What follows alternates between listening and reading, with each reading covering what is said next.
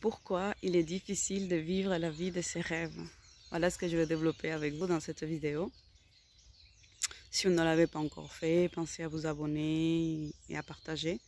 Comme ça, on sera plus nombreux à faire des prises de conscience.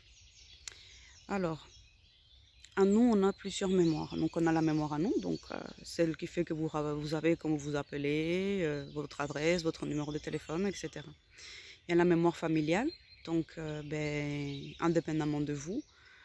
Les traumatismes que vos parents, que votre famille a vécu, ça se transmet dans votre ADN et du coup, vous avez aussi cette mémoire-là et vous allez agir en fonction. Ensuite, il y a la mémoire collective et ce que Carl Gustav Jung a développé, donc c'est l'inconscient collectif. Et on vit en fonction de ces trois mémoires-là, en train de faire des compromis les plus foufous pour faire plaisir à tout le monde. Et qu'est-ce qui nous empêche de vivre notre vie de rêve, la vie qu'on a rêvée? Mais cet inconscient collectif aussi, il a un impact sur nous. On n'en parle pas beaucoup.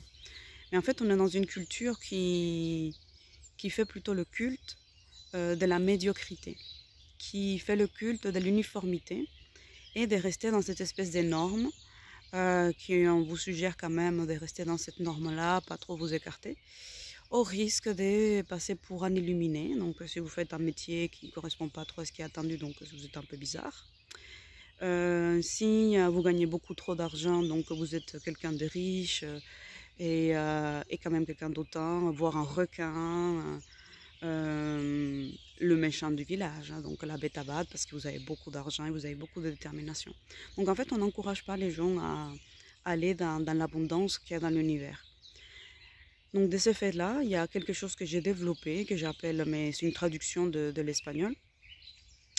Mais je vais l'appeler le c'est déjà ça, ou c'est déjà pas mal. Donc il y a une espèce de conformisme qui se développe chez les gens.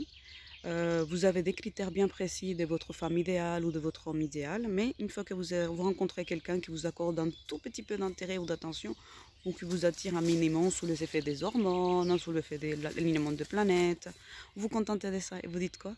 C'est déjà ça. Et donc du coup vous restez dans des relations que bon, c'est déjà ça, c'est déjà pas mal. Au lieu d'aspirer à l'abondance que vous êtes fixé dès le départ, avec les critères que vous êtes fixés dès le départ. Ça s'applique dans tout, c'est pas qu'à l'amour, hein, ça s'applique aussi dans le travail. Et vous avez un idéal de votre travail, vous avez des critères bien précis de votre travail. Mais quand vous arrivez à l'embauche et qu'on vous dit, mais voilà, c'est bon, on vous donne le poste, vous dites, c'est déjà ça.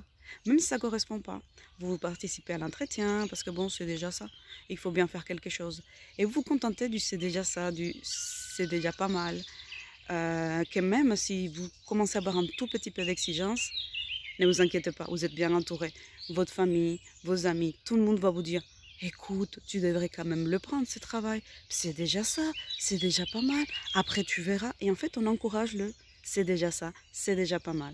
Et on reste dans la médiocrité, dans quelque chose qui ne vous correspond pas parce qu'après tout, c'est déjà pas mal. Hein. Donc, comme si vous ne pouvez pas aspirer à plus. Ça se passe aussi au niveau de logement.